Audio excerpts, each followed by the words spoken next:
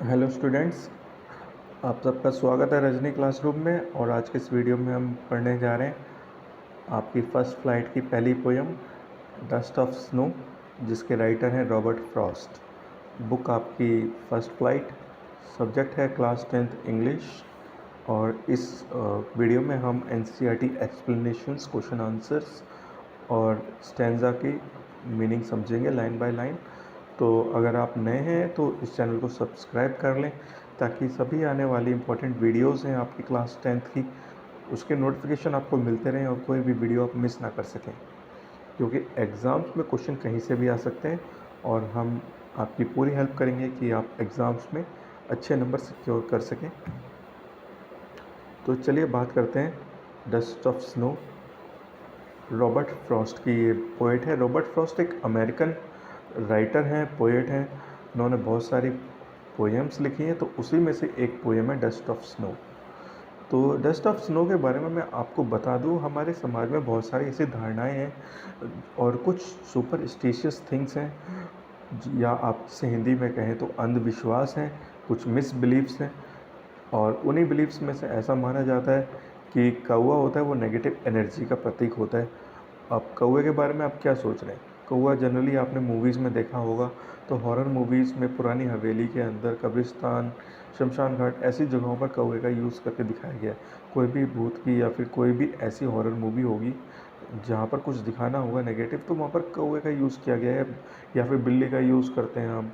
इनको हम शुभ नहीं मानते हैं।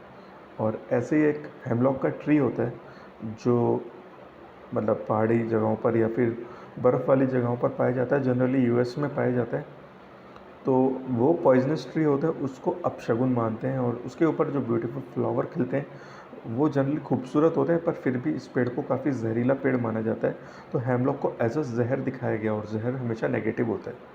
तो इसी धारणाओं को तोड़ते हुए जो नेचर होती है, कई बार वो ऐसा काम कर देती है जिससे क्या होता है कि नेगेटिव चीज़ें होती हैं वो भी हमारी लाइफ में काफ़ी अच्छी पॉजिटिव एनर्जी भर देती हैं। और जिससे हमारा क्या होता है, जो हमारा बिगड़ा मूड होता है, जो बिगड़ा हमारा मन का जो कंट्रोल होता है, वो हमारा सही हो जाता है। और जिससे क्या होता है कि हम अपना आने वाला टाइम है उसको हम अच्छा करते हैं, अच्छा हम दिखा सकते हैं। तो यही इस पोएम में कहा गया है। तो चलते हैं पोएम की तरफ, देखते हैं डस्ट ऑफ स्नो। तो शुरू करते हैं। The way a crow shook down on me the dust of snow from a hemlock tree। तो इस लाइन्स में कहा गया है कि पोएट है वो अपने भारी मन से, दुखी मन से, या फिर अपने बिगड़े मन से हेमलॉक ट्री के साइड से गुजर रहा है। तभी क्या होता है, जो पेड़ के ऊपर बैठा कौवा होता है वो शेक करता है, फड़फड़ाता है, जिसकी वजह से क्या होता है, टहनियाँ हिलती है और डस्ट ऑफ स्नो, जो स्नो के छोटे छोटे कण होते हैं, वो पोएट के ऊपर गिर जाते हैं और पोएट को काफ़ी अच्छा लगता है। उसके बाद क्या होता है, हैज़ गिवन माई हार्ट। अब हम सेकंड स्टैंजा पढ़ रहे हैं। Has given my heart a change of mood and save some part of a day I had rued. तो इससे क्या होता है, पोएट को काफ़ी अच्छा लगता है, उसके चेहरे पर ठंडी ठंडी बर्फ़ गिरती है जो काफ़ी सॉफ्ट होती है, जिसकी वजह से क्या होता है, पोएट का मूड चेंज हो जाता है, जिसकी वजह से जो उसका आधा दिन था, उसके दिन का आधे दिन का जो पार्ट था, जो पूरी तरह से टेंशन में, बिगड़े मन से ख़राब हो चुका था, वो उसका सेव हो जाता है। और बाकी वो आज आधा बचा दिन अपने अच्छे मूड के साथ उसे कुछ इससे पॉजिटिव एनर्जी मिलती है, जिससे वो अपना बाकी का दिन अच्छी तरह से बिता सकता है और कुछ प्रोडक्टिव काम करता है और कुछ अच्छा काम करता है, जिससे वो बाकी बचे हुए दिन को काफ़ी अच्छी तरह से व्यतीत कर सके। तो ये रॉबर्ट फ्रॉस्ट की पोएम है। तो इसके अंदर कुछ वर्ड मीनिंग्स हैं जो आपको पता होना चाहिए, जैसे कि हेमलॉक ट्री। हेमलॉक ट्री क्या होता है, एक पॉइजनस ट्री होता है। एक पॉइजनस ट्री होता है जो जहरीला होता है, ठीक है। डस्ट हमें पता ही है, धूल होती है। शॉक डाउन मतलब तेज़ी से हिलाना या फिर शॉक करना। अब जैसे कौवा बैठा डाली के ऊपर, तो उसने हिलाया, इसने तेज़ी से झटका, जिसकी वजह से क्या हुआ, बर्फ़ नीचे गिरी। तो तेज़ी से झटकना भी शॉक डाउन होता है। ड्यूड मतलब ख़राब कर देना। मतलब ख़राब कर देना या फिर बर्बाद कर देना, इसको भी र्यूड बोलते हैं। मूड हमें पता है, state of the mind, state of the heart, हमारे दिल और दिमाग की जो स्थिति होती है उसे हम मूड बोलते हैं। हमारा अच्छा मूड है, दुखी मूड है, बेकार मूड है, खुश मूड है, इसको हम स्टेट ऑफ माइंड बोलते हैं। तो अगर हम सिंपल अगर इसका सार समझें तो ये है कि हमें हर चीज़ को नेगेटिव नहीं सोचना चाहिए। और बेशक इस पोएम के अंदर जो पोएट है वो अच्छे मतलब एग्जाम्पल भी सेट कर सकता था। वो चाहता तो मैंगो ट्री ले सकता था, कोकोनट ट्री ले सकता था, पर उसने हेमलॉक का ट्री लिया क्योंकि हेमलॉक का ट्री नेगेटिव एनर्जी को रिप्रेजेंट करता है। नेगेटिव मतलब इसके पास नेगेटिव इमेज है, इसीलिए वो हेमलॉक के ट्री का यूज़ करता है एज अ नेगेटिव एनर्जी। इसी तरह वो चाहता था एक खूबसूरत बर्ड ले सकता था, चाहे पीकॉक ले सकता था, पैरट ले सकता था, या फिर कोई भी बहुत सारा जो खूबसूरत बर्ड है उनमें से कोई भी बर्ड पिक कर सकता था, पर उसने क्राउ को पिक किया क्योंकि क्राउ नेगेटिव एनर्जी को रिप्रेजेंट करता है, उसे अपशगुन माना जाता है। और ये दोनों ही नेगेटिव चीज़ें, चाहे हेमलॉक ट्री हो या फिर क्राउ हो या फिर डस्ट जिसे हम बेकार का समझते हैं, उन सब चीज़ों ने मिलके पोएट का मूड अच्छा कर दिया, जिसकी वजह से पोएट का जो मन था वो गुड हो गया, अच्छा हो गया, खुश हो गया, और उसने अपने बाकी बचे समय को किसी अच्छे प्रोडक्टिव काम में लगाया। तो अगर हम अच्छी चीज़ों के बारे में सोचें, सबके बारे में बुरा ना सोचें, हर चीज़ के बारे में बुरा ना सोचें, हम कुछ पॉजिटिव भी सोचें, तो हमारा मन अच्छा हो सकता है। ठीक है, तो ये एक छोटी सी पोयम थी, डस्ट ऑफ स्नो। इसके कुछ इम्पोर्टेंट वर्ड मीनिंग्स हैं जो मैं आपको बताऊंगा। इस पिक्चर में आप देख रहे हैं, ये हेमलॉक ट्री है। हेमलॉक ट्री पॉइजनस ट्री होता है, इसके अंदर वाइट कलर के फ्लावर्स खिलते हैं और जनरली ये पहाड़ी बर्फ़ वाली जगहों पर पाया जाता है। और क्राउ के बारे में हम जानते हैं, ना तो इसकी आवाज़ अच्छी होती है, ना ये देखने में इतना अच्छा होता है, और इसी वजह से शायद इसको नेगेटिव एनर्जी के रूप में रिप्रेजेंट करते हैं और इसको मोस्टली हॉरर मूवीज़ में दिखाया जाता है। तो ये नेचर्स के कलर हैं, इसको किसी भी मिथ या फिर किसी भी अंधविश्वास के साथ नहीं जोड़ना चाहिए। इसके कुछ वर्ड मीनिंग्स हैं इस पोएम के, डस्ट ऑफ स्नो के, तो आप देखेंगे। पहला वर्ड मीनिंग है शो डाउन, शॉक डाउन। इसका मतलब होता है किसी चीज़ को झटक के नीचे गिराना, to drop something by moving side to side और अप डाउन क्विकली। ऐसे ही hemlock tree a poisonous tree, एक जहरीला पेड़ होता है। डस्ट ऑफ स्नो, बर्फ़ के कण होते हैं, small particles of the snow. Mood हमारा स्टेट ऑफ माइंड होता है, जो मैं आपको पहले ही बता चुका हूँ। चाहे आपका मूड अच्छा है बुरा है, ये हमारे मन की स्थिति होती है। आपका मन अच्छा होगा, आप अच्छा सोचेंगे तो आपका मन अच्छा होगा। र्यूड का मतलब टू फील वेरी सैड और रिग्रेटफुल, बहुत उदास महसूस करना, बहुत सैड महसूस करना, इसे हम र्यूड बोलते हैं। तो ये आप वर्ड मीनिंग याद रखेंगे। कई बार आपके पेपर में स्टेंजा आते हैं तो यही वर्ड मीनिंग्स आपसे पूछे जाते हैं। एक एक दो दो तीन तीन नंबर के क्वेश्चंस होते हैं, तो आप अच्छी तरह से वर्ड मीनिंग्स को याद करेंगे।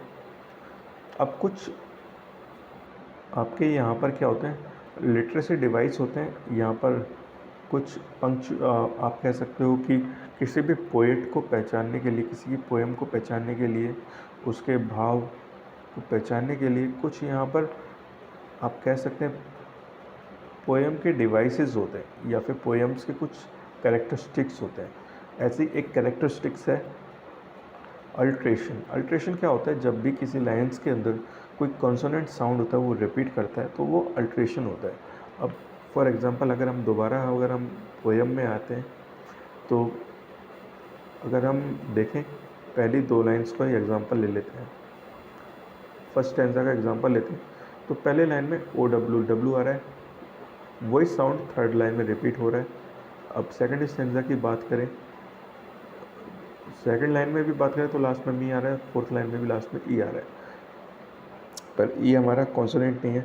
तो फर्स्ट एंड थर्ड लाइन में ओ डब्ल्यू हमारा रिपीट हो रहा है, और सेकंड स्टैंजा की बात करें तो फर्स्ट एंड थर्ड लाइन के अंदर टी हमारा रिपीट हो रहा है।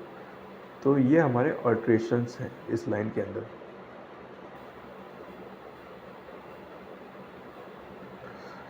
ऐसे ही एजोनेंस होता है। एजोनेंस में क्या होता है कि यहाँ पर जो कॉन्सोनेंट है उसकी जगह हमारे वॉवेल्स रिपीट होते हैं किसी लाइन के अंदर, तो इसे हम एसोनेंस बोलते हैं। Just like A E I O U ये हमारे वॉवेल्स होते हैं, ये बताने की ज़रूरत नहीं है।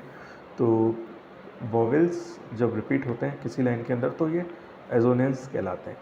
तो जैसे एक लाइन है शॉक डाउन ऑन मी, ठीक है, इसके अंदर एजोनेंस क्या है, जैसे ओ रिपीट हो रहा है बार बार, शॉक में ओ हुआ, डाउन में ओ हुआ, ऑन के अंदर ओ रिपीट हो रहा है, मी के अंदर ई है, तो ओ हम देख रहे हैं कि बार बार रिपीट हो रहा है, तो ओ यहाँ पर एजोनेंस है।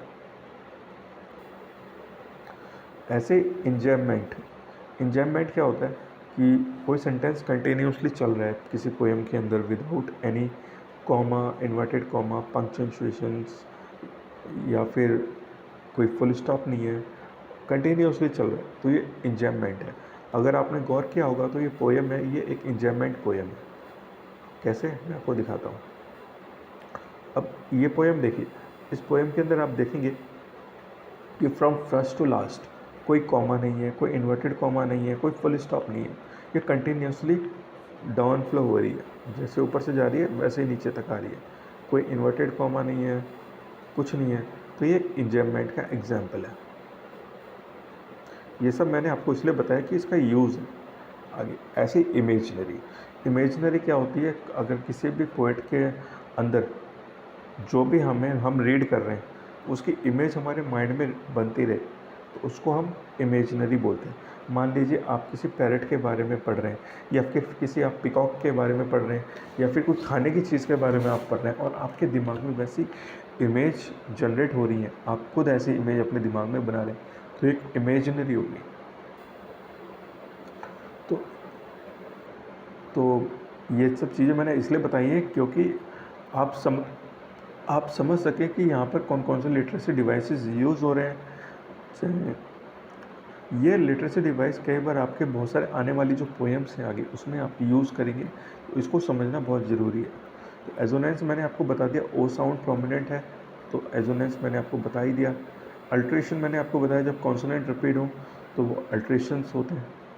इंजैममेंट, continuously flow of sentence without any inverted commas, तो enjambment throughout the poem में यूज़ किया गया। अब बात करते हैं रैमिंग स्कीम। रैमिंग स्कीम्स बार बार आपके रिपीट होगा, बार बार इसका क्वेश्चंस पोएम्स के अंदर आएगा, तो रैमिंग जो रैम स्कीम्स है इसको भी समझना बहुत ज़रूरी है। तो बात फिर से आते हैं हम अपनी पोएम के ऊपर और समझते हैं रैमिंग स्कीम्स क्या है। तो let's erase all the thing. अब हमारे पास कुछ दो स्टैंजा हैं यहाँ। एक स्टैंजा हमारा इतना है, दूसरा स्टैंजा हमारा ये है। तो अगर हम फर्स्ट स्टैंजा की बात करें, तो अगर हम फर्स्ट एंड थर्ड लाइन देखेंगे तो ये WW से हमारी ख़त्म हो रही है। ऐसे ही जो हमारी सेकंड और थर्ड लाइन है, सेकंड एंड फोर्थ लाइन है, ये ई से ख़त्म हो रही है। तो एक जैसे साउंड को हम एक वर्ड ले लेते हैं ए, और ई से ख़त्म हो रही है तो इसको हम ले लेते हैं बी, ये भी से ख़त्म हो रही है, इसको बी ले लेते हैं।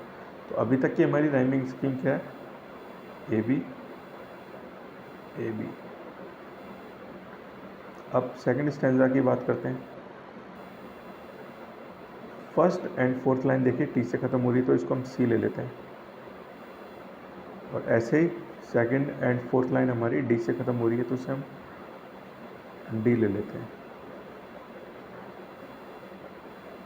तो सेकंड स्टैंजा की हमारी राइमिंग स्कीम क्या होगी हमारी, सी डी सी डी। अगर कॉम्बिनेशन इसका ले लें तो क्या होगी हमारी राइमिंग स्कीम पूरे इस पोएम की, A B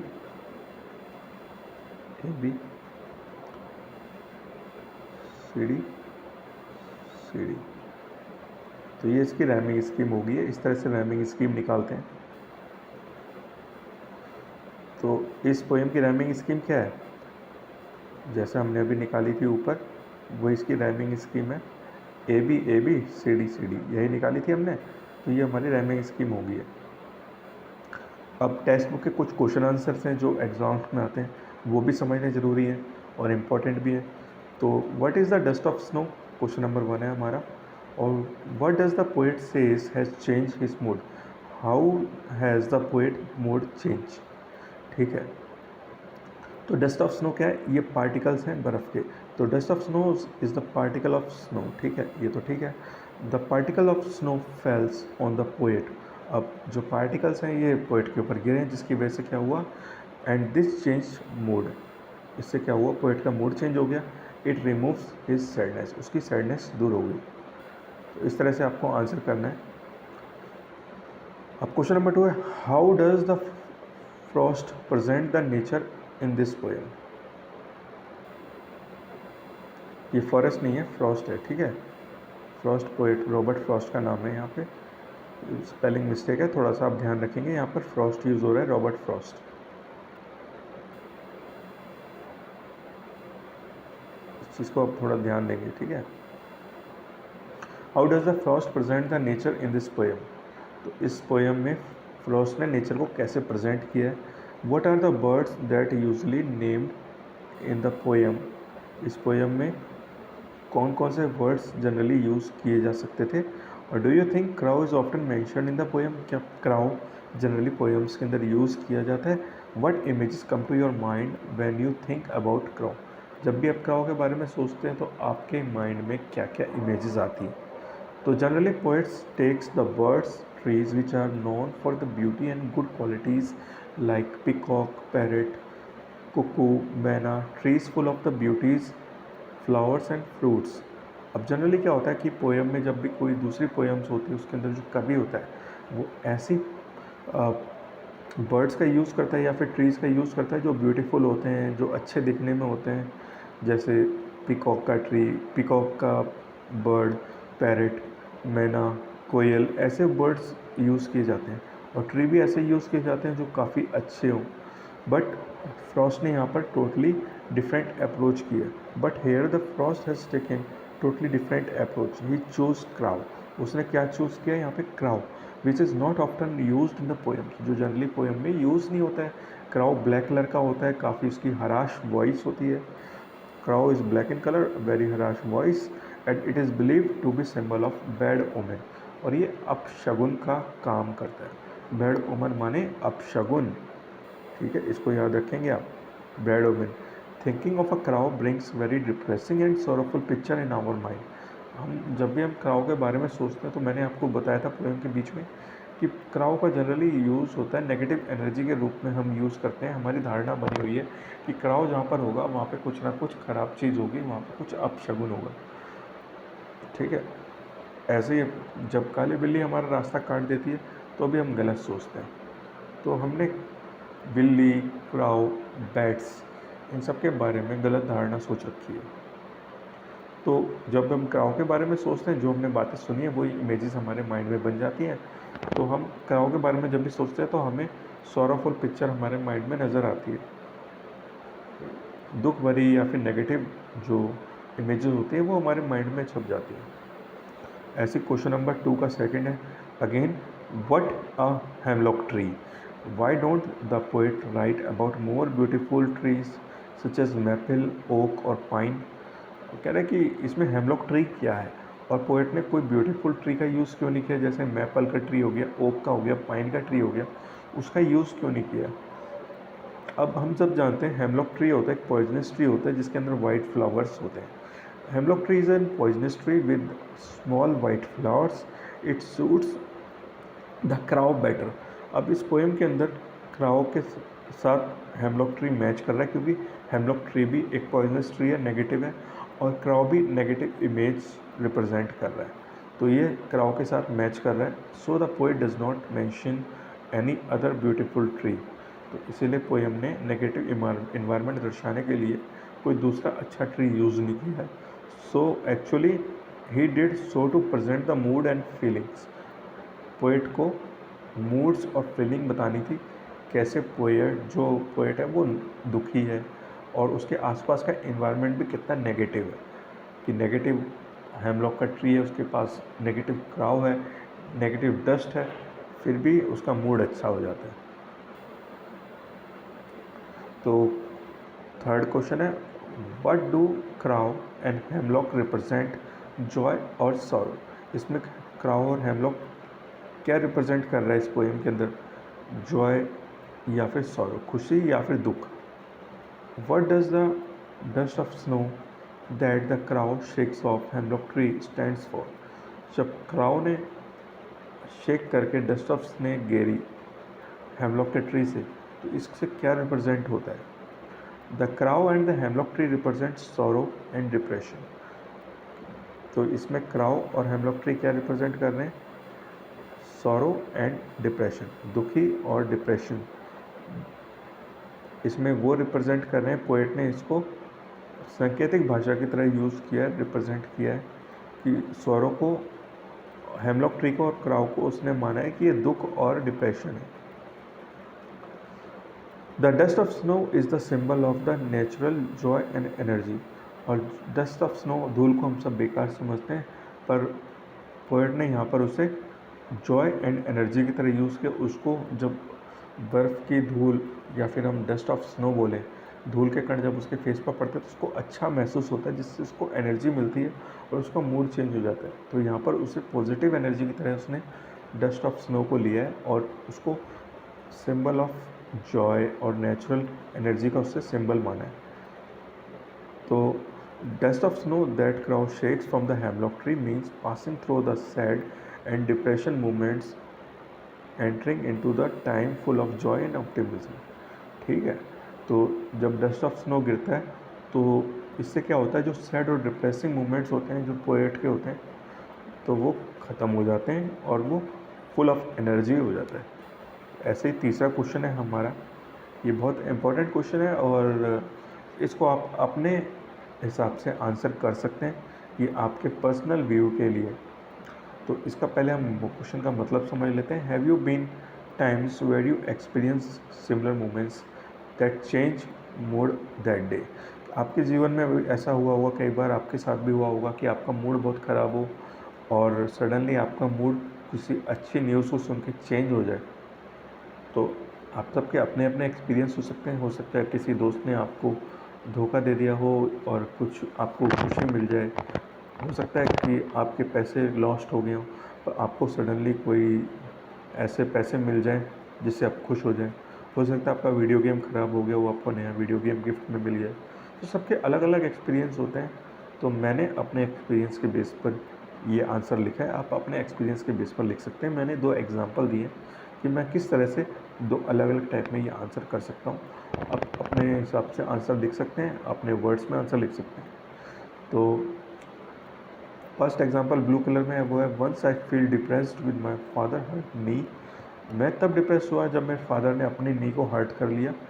as soon as I relieved I came to know that he got promotion. और मुझे जल्दी एहसास हुआ कि मेरे पापा का प्रमोशन हो गया। तो गुड न्यूज़, इस गुड न्यूज़ ने क्या किया, चेंज माई मूड कम्प्लीटली। इस गुड न्यूज़ ने जो दुख था, जो मन का दुख था, उसको कम्प्लीटली चेंज किया। चलो जो हुआ सो हुआ, हमें अच्छी न्यूज़ मिल गई है, इससे क्या हुआ, सबके अंदर खुशी आ गई। Speaking of promotion, if you are on to outdoor activities like hiking, camping, और you may want to check out the latest gear from the emerging gear, the popular brand known high quality reliable outdoor equipment। कई बार क्या होता है कि हम दुखी होते हैं तो हमारा mood hiking, camping, exercising, dance करके खुश हो जाता है। हम दुखी होते हैं, कई बार हम अच्छी अच्छी स्टोरी देखते हैं, वीडियोस देखते हैं, हम खुश हो जाते हैं। हम मनपसंद चीज़ें करते हैं कई बार दुखी मन से, तो हम खुश हो जाते हैं। कई बार हम हाइकिंग करते हैं, एक्सरसाइज करते हैं, तो हम खुश हो जाते हैं। ऐसे ही सेकेंड एग्जाम्पल है हमारा, there have been innumerable times I have feel depressed and hopeless. Sometimes such moments were the arose by the other people's behaviour attitude, sometimes due to my own conduct. In one occasion when I was so upset, I went out for the walk. While walking in the park, I saw a girl playing with puppy, embracing and feeding him. This little joy they shared changes my mood, felt happy. Rest of the day, I joined to played with them. कई बार ऐसा ही एक example है, दूसरा example जिसे आप लिख सकते हैं। जैसे कई बार क्या हुआ कि आप दुखी होते हैं, आप पार्क में जाते हैं, आपको अच्छे लोग दिखते हैं, कई बार आपको अच्छी लड़कियां दिखती हैं, उनकी एक्टिविटीज़ इतनी अच्छी होती है, वो पपीज़ के साथ खेलती हैं, बच्चों के साथ खेलती हैं। छोटे बच्चों को आप देखते हैं पार्क में खेलते हैं, आप उनके साथ खेलते हैं, एंजॉय करते हैं, तो आपका मूड भी अच्छा हो जाता है। तो बहुत सारे लाइफ के ऐसे एग्जाम्पल हैं जो आप इस क्वेश्चन के आंसर में दे सकते हैं। आई होप आपको ये चैप्टर अच्छा लगा होगा। इस चैप्टर में मैंने पूरी कोशिश की है आपको अच्छी तरह से ये पोएम को समझाने की, और इस चैप्टर के सभी जो एक्सपेक्ट्स थे हमने कम्प्लीटली कवर किए हैं। तो अगर आपको वीडियो अच्छी लगी हो तो लाइक करें, शेयर करें और सब्सक्राइब करें। मिलते हैं आपसे जल्दी नए वीडियो में। बने रहिए हमारे साथ। Thank you.